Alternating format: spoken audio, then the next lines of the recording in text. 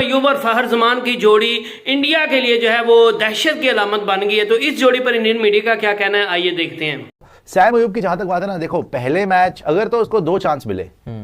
तो मौका है। जैसे फखर जमान जो है फाइनल में चैंपियंस ट्रॉफी के जिता गया था पाकिस्तान को 2017 में, क्योंकि उसने 100 मार दिया था। वैसे ही सैम अयूब को अगर एक लीग स्टेज का मैच मिले जो कि 23 फरवरी को है, हो सकता है वहां पे रन आए ना आए, एक मैच में तो मुश्किल है ना बोलना, लेकिन अगर उसको दोबारा भी मौका मिले फाइनल के अंदर, he is a dangerous player, he is a dangerous player. बात यही है भाई, जो प्रेशर जिसने ज्यादा अच्छा हैंडल करा ना वो रन बना जाएगा, और इस लड़के में वो टेम्परामेंट है, बिकॉज उसने साउथ अफ्रीका में जिस तरीके से रवाडा को खेला है, जिस तरीके से ऑस्ट्रेलिया में खेला है, तो इसका मतलब है इसको बड़े स्टेज से डर नहीं लगता, और दूसरे के मुल्क में जाके खेला है। इसने कहां खेला होगा उससे पहले ऐसी पिचेस के ऊपर?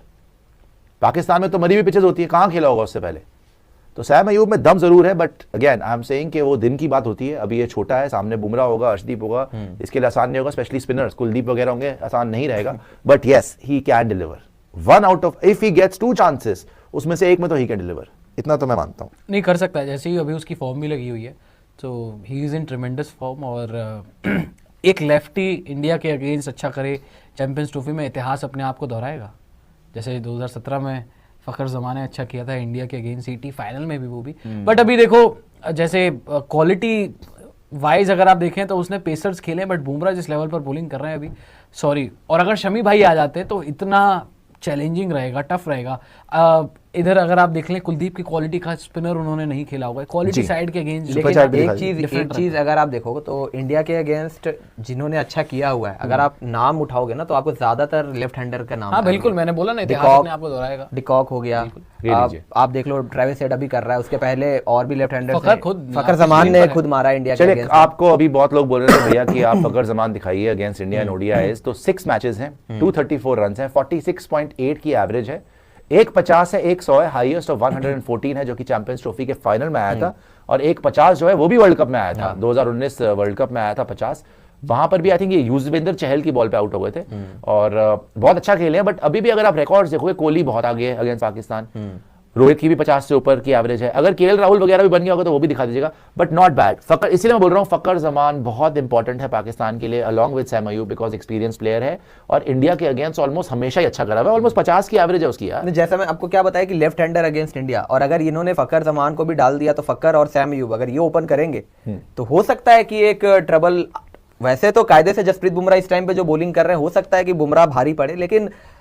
खतरा हो सकता है। फखर जमान सैम अयूब की ओपनिंग पार्टनरशिप, दोनों लेफ्ट हैंडर, और हमने कई बार देखा है कि लेफ्ट हैंडर कोई ना कोई ऐसा होता है जो इंडिया को ट्रबल करता है, बहुत प्रॉब्लम आती है आउट करने में। अब क्या रीजन है, क्या वजह है कि लेफ्ट हैंडर्स ही गले पड़ जाते हैं इंडिया के? वहां पर पाकिस्तान अगर इसको ट्रेविस हेड हो, चाहे फखर जमान हो, अब नाम गिनते शुरू से लेकर अंत तक लिस्ट बहुत लंबी दिखेगी, सारे लेफ्ट हैंडर, गिलक्रिस्ट, हेडन, सारे नाम आप उठाकर देखो, लेफ्ट हैंडर ही इंडिया के अगेंस्ट आपको मारते हुए दिखेंगे। और यहाँ पे फखर जमान और सैम अयूब दोनों लेफ्टी अगर इंडिया के अगेंस्ट डाल दिए इन्होंने, मजा आएगा मैच में फिर कॉन्टेस्ट देखने में वहां पे। नहीं डेफिनेटली, एक बार आप सैम अयूब की भी जो रिसेंट हिस्ट्री थी वो भी निकाल लीजिए, वो मैंने दिखाया था कि पिछले 6 मैचेस में सैम अयूब ने 3 मैच में 100 मारा हुआ है, मतलब 6 पिछले जो मैच खेले हैं जिसमें 2 अगेंस्ट साउथ अफ्रीका है, एक जिम्बाब्वे के अगेंस्ट 100 है, 2 साउथ अफ्रीका के अगेंस्ट 100 है, और ऑस्ट्रेलिया में भी 100 हो जाता है, 80 कुछ नॉट आउट था, तो वो तो अल्टीमेट लेवल पे खेल रहा है। साथ में एक एक्सपीरियंस और एक यंग प्लेयर दोनों मिल जाएंगे, फखर जमान, और दोनों ही डायनामाइट है, और टेक्निक सॉलिड ज्यादा सैम अयूब की लगती है। तो ये फखर जमान और सैम अयूब का जो फैक्टर है against India at the top of the order, वो अगर काम कर गया तो इनके पास फायर पावर है नीचे, बीच में कंसोलिडेट करने के लिए बाबर आजम है, नीचे इनके पास सलमान आगा, कामरान गुलाम, ये सब हैं, so not a bad side, Rizwan भी बीच में आता है, so it's not a bad side. But वो ये ना कि ये ठीक है, लेकिन इंडिया के जो स्टैट्स है अगेंस्ट पाकिस्तान, रोहित के, विराट के, वो फिर बहुत ही आगे लगते हैं आपको, बिकॉज रोहित ने जो, भाई कोई भी ना चले, एक रोहित चल जाए वो अकेला ही काम तमाम कर देगा, किस तरीके से मारता है वो शाहीन को या किसी और को। ये देखिए सैम अयूब की लास्ट 6 ओडीआई इनिंग्स दिखा रहे हैं आपको, 101 दिखेगा आपको थर्ड ओडीआई में, 109 दिखेगा आपको फर्स्ट ओडीआई में, और सेकंड ओडीआई वर्सेस जिम्बाब्वे 113 दिखेगा आपको। तो भाई ये तो अलग लेवल का ही अभी चल रहा है। बट सैम अयूब एंड फखर जमान, तीनों ही पाकिस्तान जीती है, जहां भी 100 आया वहां पे पाकिस्तान जीत रही है। तो ये देखो कि सारे मैच विनिंग 100 आए, और जितने भी रन आए पाकिस्तान को जिताने वाले, तो ये एक फैक्टर इंपॉर्टेंट हो सकता है, क्योंकि इंडिया के पास अगर आप देखो तो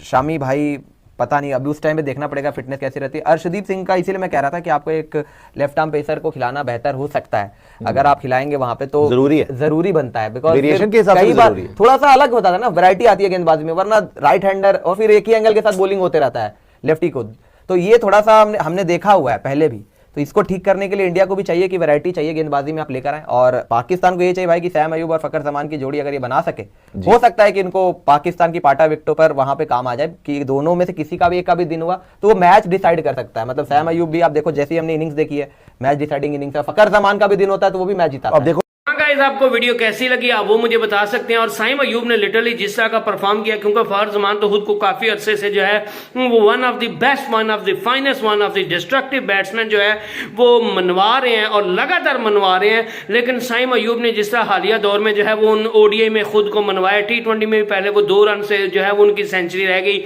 और जिस तरह उन्होंने जिम्बाब्वे के खिलाफ परफॉर्मेंस दिखाई है, ऑस्ट्रेलिया के खिलाफ परफॉर्मेंस दिखाई है, और अब फाइनली जो है वो साउथ अफ्रीका के खिलाफ उन्होंने शानदार परफॉर्मेंस दिखाई हैं। तो इंडियन मीडिया के सर पर जो है वो साइम अयूब और फहर जमान की जोड़ी का जो है वो भूत सवार है, क्योंकि सबको पता है कि साइम अयूब के साथ जो है वो चैंपियन ट्रॉफी में फहर जमान इंशाल्लाह जो है वो ओपनिंग करते हुए दिखेंगे, और बहुत जल्द साइम अयूब के साथ फहर जमान की जोड़ी बनती हुई दिखेगी। तो पहले जो फहर जमान को जो है वो दहशत की अलामत समझते थे, अब वो समझते हैं कि साइम अयूब जो है वो फहर जमान से भी बड़ी जो है वो दहशत की अलामत है। और जब ये दोनों जोड़ी जो है वो खेल रही होगी तो इंडिया के लिए जो है वो सबसे बड़ी मुश्किल होगी, क्योंकि इंडियन खुद को जो है वो समझ रहे हैं फाइनल में है, वो चैंपियन ट्रॉफी के फाइनल में अभी से पहुंच गए हैं, और वो समझ रहे हैं कि अगर इंडिया को चैंपियन ट्रॉफी जीतनी है तो उनको फहर जमान और साइम अयूब की जोड़ी का कोई तोड़ निकालना होगा, जो कि इंडियन मीडिया के लिए जो है वो सबसे बड़ा खतरा बना हुआ है। तो क्या आप समझते हैं कि साइम अयूब जो है फहर जमान के साथ मिलकर पाकिस्तान को चैंपियन ट्रॉफी जो है वो जितवाएंगे? आपका इस पर क्या कहना मुझे बता सकते हैं। नेक्स्ट वीडियो तक अल्लाह हाफिज।